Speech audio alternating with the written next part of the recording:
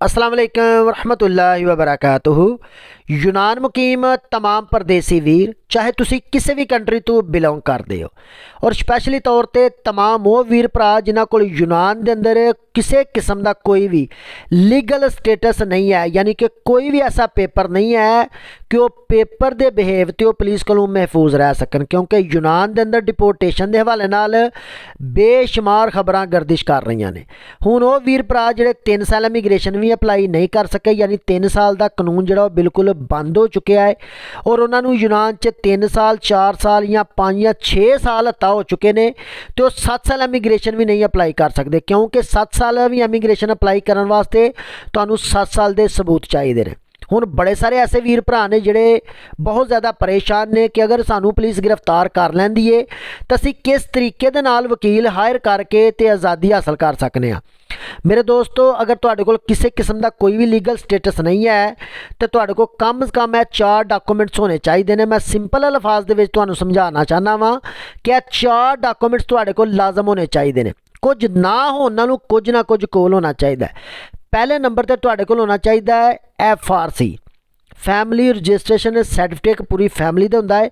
वो तकरीबन हुण हर एक ओवरसीज़ पाकिस्तानी नूं चाहिदा होंदा है FRC। उस तो बाद जिस भी ग्रीक मालक को तुसी काम कर रहे हो उहदे कोल तुसां एक पेपर लिखाना है कि तुसी उहदे कोल काम कर रहे हो, यानी कि उन्होंने पिफ्तन दिलों से ही कह लो, सिंपल अल्फाज दे विच ऐसे तरह की ही पिफ्तन दिलों से जिस तरह की पिफ्तन दिलों से आवाम ने लैके ते 3 साल इमीग्रेशन अपलाई की। यानी तुसां अपने मालक नूं कहना कि एक पिफ्तन दिलों से करके दे, वो तुहानूं पिफ्तन दिलों से करके देगा। उहदे ते वाज़ह तौर पर लिखा होंदा है कि तुसी उस ग्रीक मालक कोल काम कर रहे हो। अगर तुहाडे दूसरे पेपर हैं यानी हफीमिया अमका वगैरह कलीदा रिथमो तुहाडे अगर NC में चल रहे हैं तो वैल एंड गुड, अगर नहीं भी है कम से कम उस मालक की पिफ्तन दिलों से तुहाडे कोल होनी चाहिए।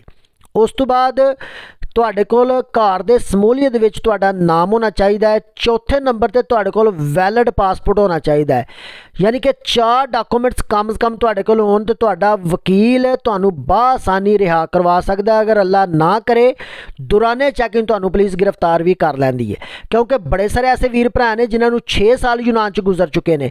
वह हरगिज़ मतलब नहीं है कि अगर पुलिस तुहानूं दौराने चैकिंग गिरफ्तार कर दी तो तुहानूं डिपोर्ट कर दिता जाए, यानी तुहां 6 साल तो यूनान च गुजारे या 4 साल तक गुजारे या 3 साल तक गुजारे। अगर तुसी 3 साल इमीग्रेशन तो महरूम रह गए हो तो 7 साल इमीग्रेशन तो तुहां 7 साल गुजारने तो फिर ही अपलाई कर सकते हो ना।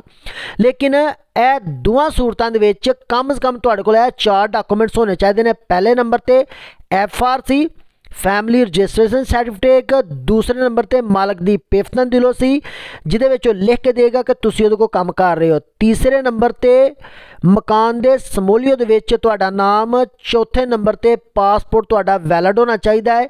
अगर अल्लाह ना करे दौराने चैकिंग पुलिस तुहानूं गिरफ्तार कर दिए तो तुसी वकील हायर करके ते बासानी बाहर आ सकते हो। बाकी सारे वीर भरा दुआवां याद रखियो। तुहाडी मुहब्बत दा बहुत ज़्यादा मशकूर हाँ। जज़ाकल्लाह खैर।